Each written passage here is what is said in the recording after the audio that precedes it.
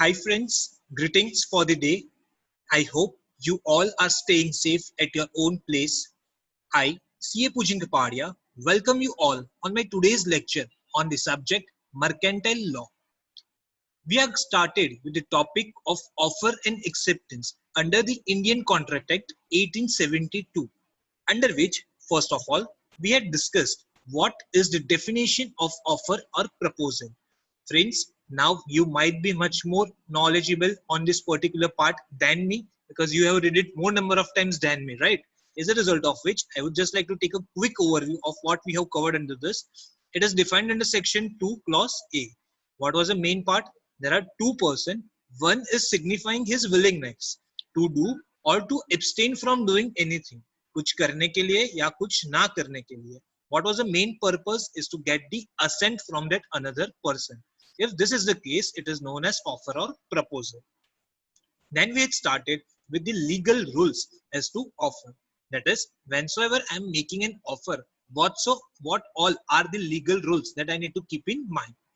We had started with the first one, that is, it should be capable of creating legal relationships. What should be my intention? It should be to create legal relationship. Domestic or social offers are not basically converted into the valid contract, as a result of which we should make the legal offers. Second is, the terms which are used in offer should be definite and clear. They should not be like that, having double meaning, unclear, or which are such that cannot be properly implemented by the person to whom the offer is made. In which I have given you the example, Mr. X is offering to sell 100 liters of oil to Mr. Y. Now, if X is a dealer in two different types of oil, then it is not clear of what oil I am talking about. Then the terms are said to be unclear or not certain. But if is it selling only one kind of oil, that is coconut oil, then it is assumed, implied that I am talking about selling coconut oil ka 100 liters. In that case, the terms of offer are certain. In short, what they want to say over here is the terms of the offer that we are making should be certain and definite. Third point is offer must be communicated. Whensoever you are making any kind of offer, it should be well communicated to the person to whom it is made. He should be very well aware about the offer that you are making, because if he is not aware about the offer, he would not be in a position to accept the same. Where we have taken two examples basically. First was about the lost son, under which I had explained in the last lecture. If the servant is bringing the son without the idea or without the awareness of the offer, then he is not entitled to the reward. But the motive doesn't matter over here. What is important is awareness about the offer. So servant is bringing out of his faithfulness or for the reward, it is not at all important. What is the important point? If the person to whom the offer is made is aware, then he is entitled to accept the same. If he is not aware, he is not in a position to accept the offer. And the fourth point that we have covered in the last lecture was your offer may be conditional. The person who is making the offer can add on terms and conditions to that particular offer. No matter how hard are it are implement to that terms and condition or how ridiculous they are, it doesn't matter at all. What is important is he can add those terms and conditions. Only thing he need to remember is those terms and conditions should be properly communicated to the person to whom the offer is made before acceptance. So before I am accepting the offer, all the terms and conditions should be well communicated. We have taken again two examples. First was I was going to purchase an electronic gadget. Before purchasing that particular electronic gadget, the shopkeeper who was selling, who was making an offer to sell his product, has clearly stated, sir, all the terms and conditions are stated in this leaflet. Go through it.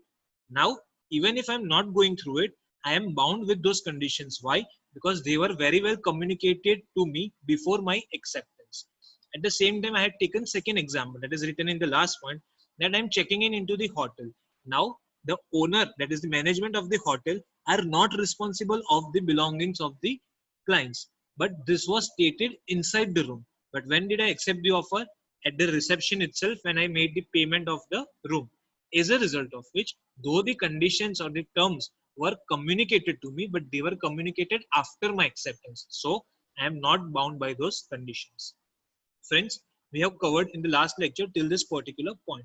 Let's move ahead with the same answer. Point number 5. Your offer may be generic, or it may be specific. So there are two types which I mentioned over here, generic offer or specific offer. Let's see what is it.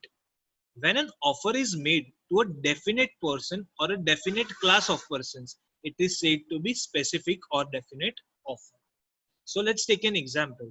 I want to sell my horse. Fine, I am having a horse and I want to sell my horse. I am offering Mr. X to purchase my horse. Now in this particular case, I am not offering it to anyone. I am just offering to a specific person. Who is it? Mr. X. Such offers are known as specific or definite offer. Second point is where an offer is not made to the definite person or a definite class of persons, but it is made to public at large, and it is said to be general offer. Now, for example, I want to sell my horse. What I'm doing is I am giving the advertisement in a newspaper, and I'm writing over there, whosoever wants to buy the offer can come and purchase this particular thing.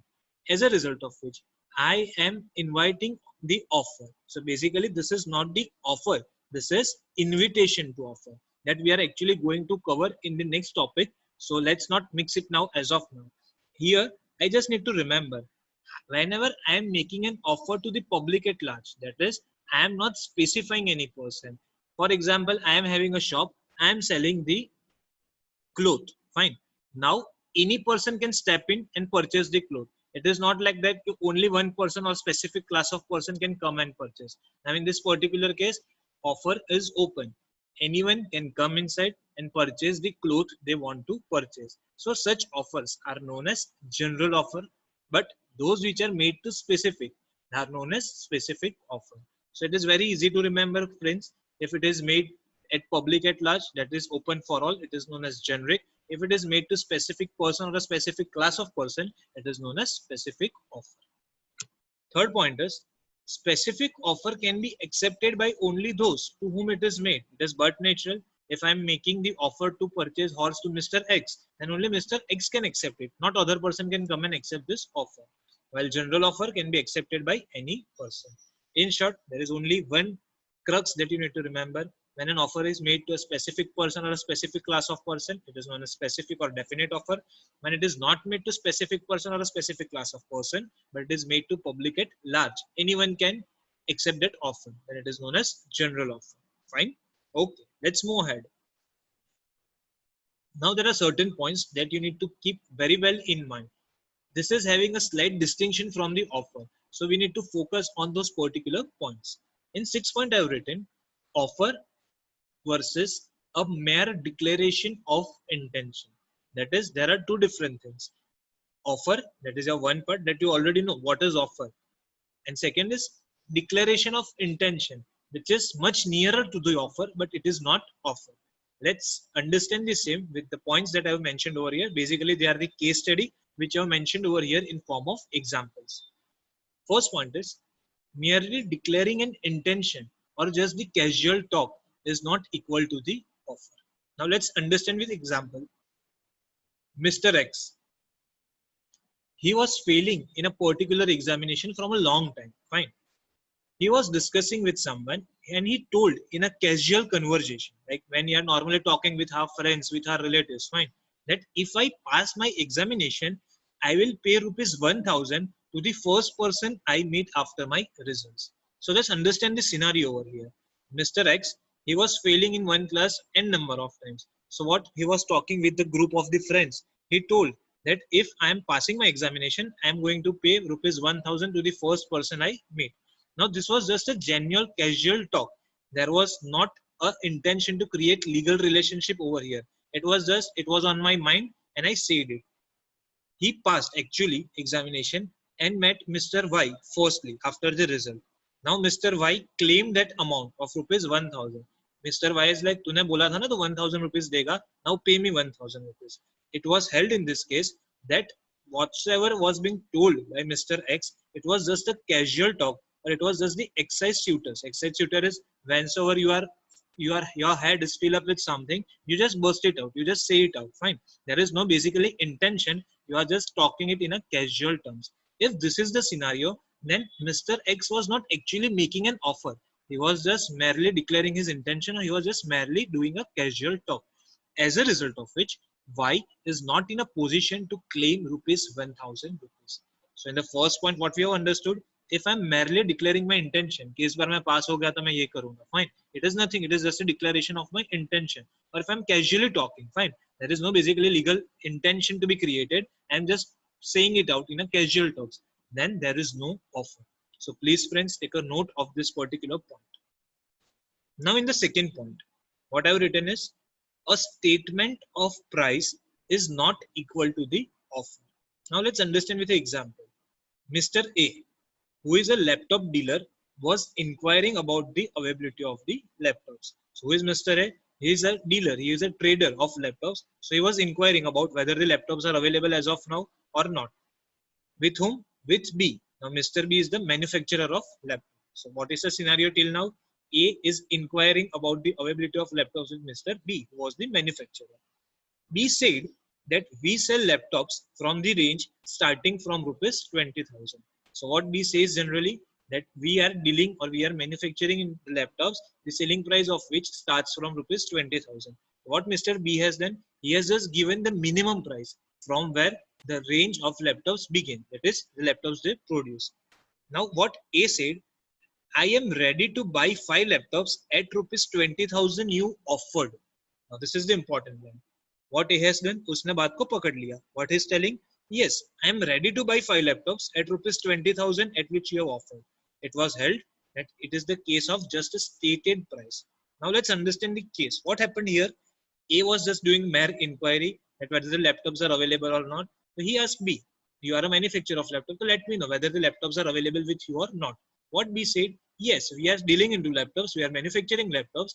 The starting price is 20,000 rupees. Now, how did the A took this particular thing? He said that yes, I am ready to buy 5 laptops and I am ready to accept the offer of rupees 20,000 per laptop. Now, in this particular scenario, B has not made an offer to sell laptops at rupees 20,000. He has just given or he has just stated the price that we are selling the laptops, the starting price of which is rupees 20,000. Can you get the difference? Yes. So in this particular case, there was no offer by B. B has just stated the price at which he was selling the laptops, or it was just the starting range from which the range of laptops became. In short, whenever there is a statement of price, it is not equal to offer. So in this particular point, we have learned two important things. First is, if I'm talking something casually, if I'm just showing my intention, it is not equal to offer. And second is, when I'm stating the price, it is not equivalent to offer. I'm just giving you a moment, take a quick overview on both the situations that I have mentioned on this particular slide.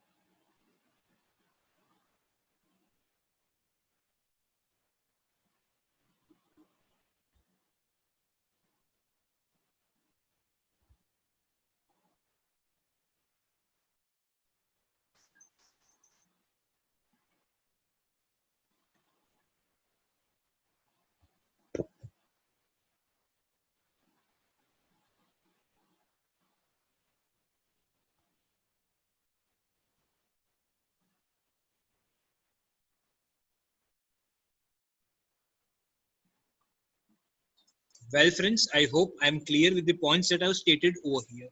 Let's move to the next point. Offer versus invitation to offer.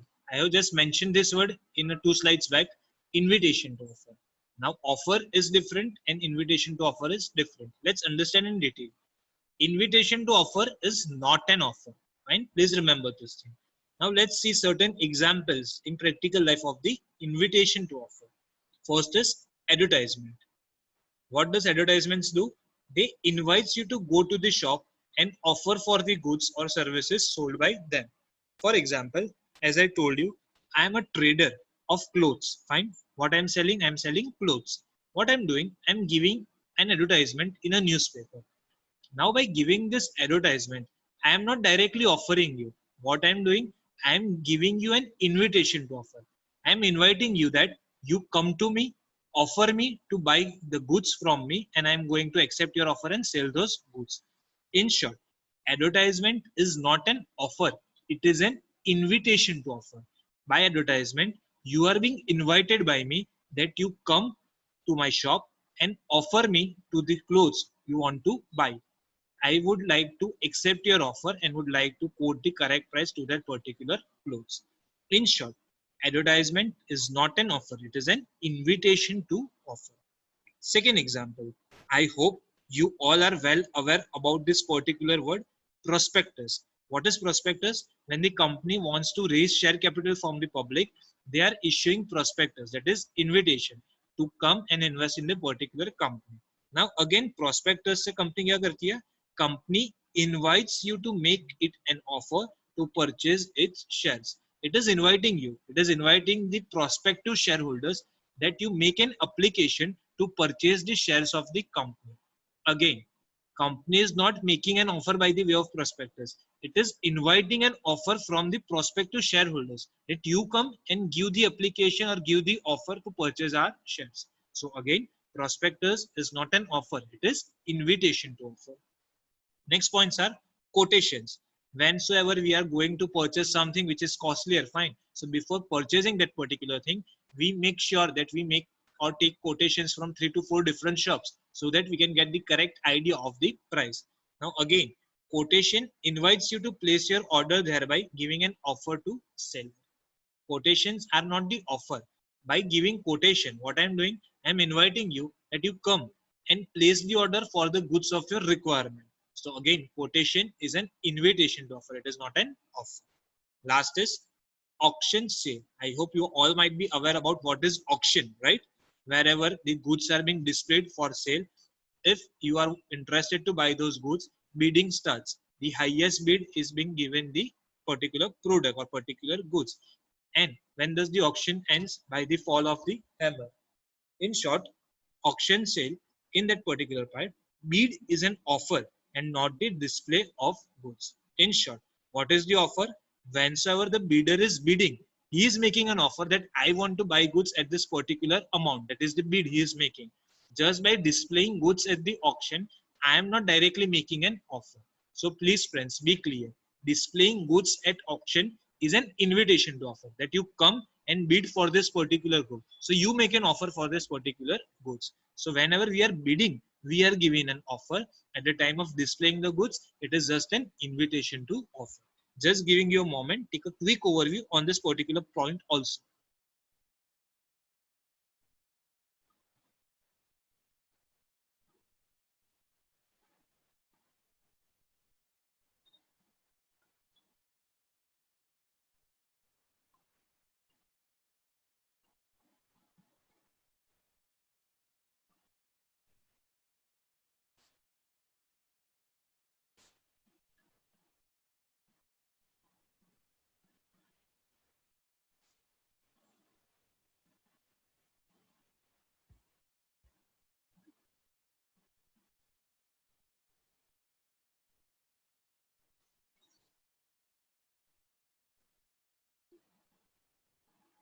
Well, friends, I hope you are clear with the distinction between what is offer and what is invitation to offer. In short, invitation to offer means you are inviting the another party to come and place an offer with you. So you will be the one who will be accepting or rejecting that offer. So you are just inviting them that come and make an offer with us. This is invitation to offer. With this, we are done with our particular question. Now let's move to another small topic, standing or continuing offer. You may be asked this question as a short question probably. What is standing offer or what is continuing offer? Let's read what is written. An offer for continuous supply of certain article at a certain rate over a definite period is called standing offer or continuing offer. See, there are four important words in this particular definition. First, offer is made for the continuous supply. Fine. Continuous supply means it is not a one-time supply. It is a regular supply of a certain article. That is a fixed particular article at a certain rate. That is a predetermined fixed rate over a definite period of time. Fine. Is known as standing offer or continuing offer. Example, tender. What is tender? I hope you all are aware. For example, I am running a college. Fine. Now, what I'm doing is, as a college, there would be a good amount of requirement of the books. So what I'll do is, I'll invite tenders from various people who are ready to supply me the books at a fixed rate. As a result of which, I may give them a contract. Fine. Yes. As a result of which, what I'm doing is, I'm entering into a contract of continuous supply of certain article, that is books, at a fixed price. That is a rate which are being mutually decided between us over a definite period. That is, for a year, I have decided Mr. X as my supplier of the books. So all the books are going to come from Mr. X at a definite rate and at a particular period. Such offer is known as standing offer or continuing offer. But there are certain things that are supposed to be understood whensoever you are accepting such offer, that is standing offer. It does not necessarily become the contract on the tender being accepted.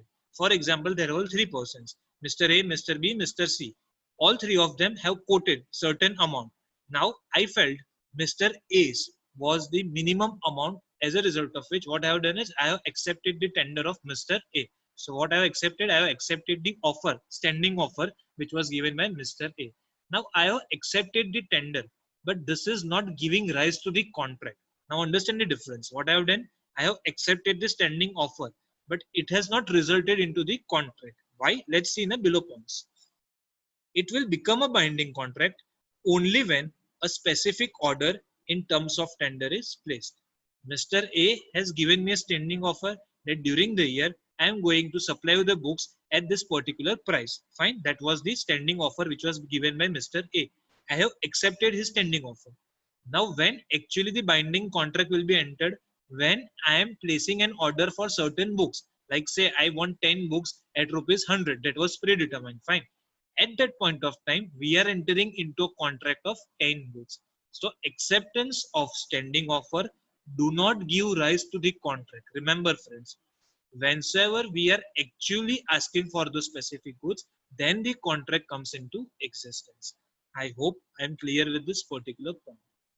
And the last point is, till then, that is, till the order is not made, both the parties are at the liberty to withdraw and are free from all the legal obligations, that is with respect to tender. In short, now let's finalize this topic. I'm giving you the final example. There were three persons who have came to me and give me the standing offer in form of tender, fine, to supply book during the entire year. For example, let's assume that my annual requirements of books are 1,000 pieces. So I require 1,000 books. Fine. Now, Mr. A's price, which was being quoted by him, was actually reasonable enough for me also. So what I have done is I have accepted the standing offer of Mr. A. Fine. Now, by accepting the standing offer of Mr. A, we are not entering into a contract. Fine. When does the contract is entered into? When I ask for suppose first 10 books, that provide me 10 books. Fine. How much he has offered me that I could provide you up to 1,000 books. But how much order I have placed initially? I wanted 10 books. So I have asked, please send me 10 books. So we have entered into a contract of 10 books only. Though the standing offer was for 1,000, but how much was my binding contract? It was of 10 books. Now after this, if I wish that I don't want to continue with Mr. A, I am free. I am having liberty to withdraw my part. As a result of which, what standing offer basically tells us is both the parties are free to perform. They are bound by the contract only for the quantity which is being asked for at particular point of time. This is all about standing or continuing offer, likely to be asked as your 2 marks question. So till now, I hope you are clear with both the answers. First was legal rules with regards to offer. Second is standing or continuing offer.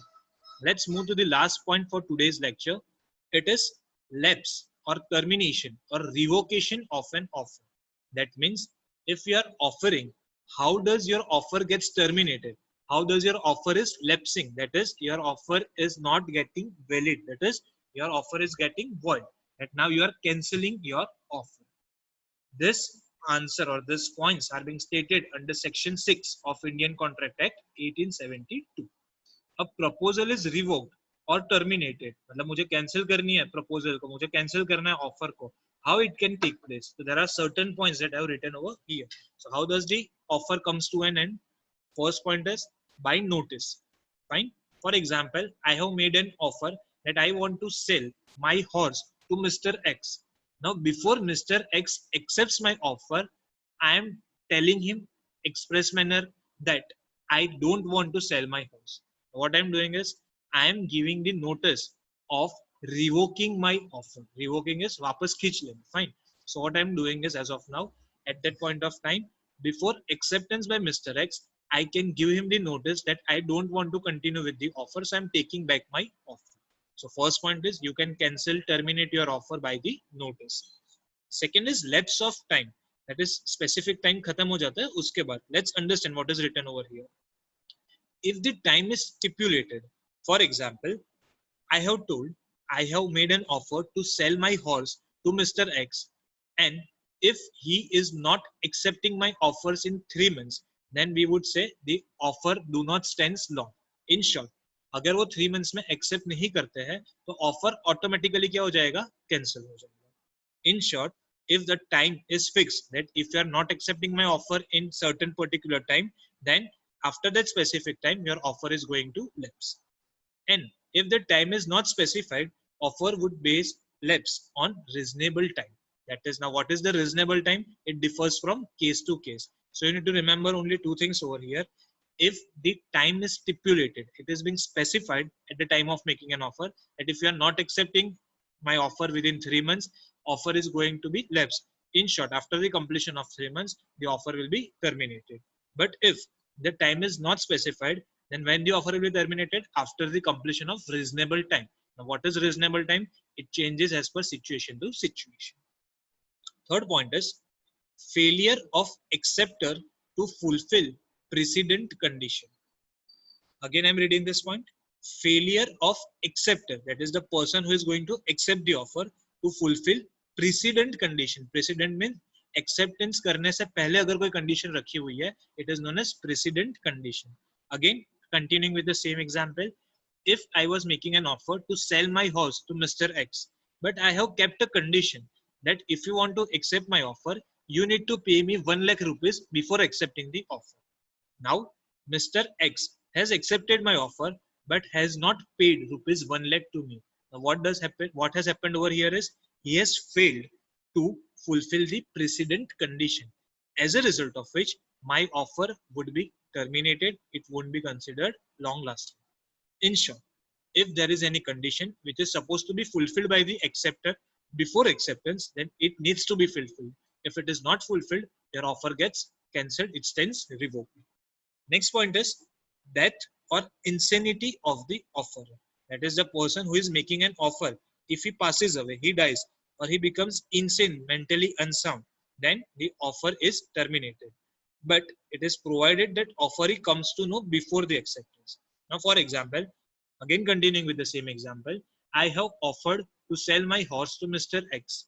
Now, before Mr. X accepts my offer, he comes to know about my death or me getting insane, that is mentally unsound. Then in that particular point, our offer stands revoked. But in case, let's assume he has accepted my offer and then he comes to know about my debt, the offer would be considered valid.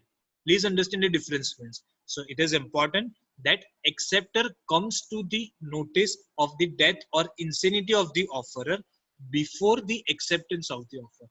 Once the offer is accepted, it cannot get cancelled. So offer can be get cancelled before the acceptance. I hope I'm clear with this one. Next point is counter offer. Example, A has offered to sell house to B for rupees 10 lakh. What A has done? A has offered to B that I want to sell my house to you at rupees 10 lakh rupees. However, B has countered offered. What B has countered offered? That I want to purchase your house at rupees 9 lakh. Now what has happened? A has initially offered that I want to sell at 10 lakh. B has done a counter offer. Counter offer means आप जिसको offer दे रहे हो वही सामने से आपको offer दे रहे हैं. What B has done? He has given you the offer to buy your house at rupees 9 lakh. As a result of which, the primary offer that A has given to B automatically gets cancelled. And which offer comes into existence? The second one, that is the counter offer. In short, your original offer gets cancelled, stands terminated by the counter offer. I hope I'm clear with this. Fine. And the last is simple, rejected. Once you are offering someone, but he reject your offer, then your offer stands cancelled. But your offer cannot be rejected after acceptance. So once your offer gets accepted, subsequently no one can reject the same. Fine. It can be rejected before acceptance. So suppose I was offering Mr. X to sell my horse, but if he says no, I don't want to accept your offer, then वहाँ का वहाँ मेरा offer revoke हो जाएगा. In short, friends, this can be your 7 marks question in which you need to explain each and every point along with example. Fine, you can take any hypothetical example which suits the particular point. So how does the offer comes to an end? How does the offer stands revocated? How does it since terminated? How it is lapsing? Fine, lapse matlab khatam ho jana by the points which are stated over here. So I have mentioned over here basically 6 points which you need to explain. Just take a quick overview on all the points that I have mentioned on this slide.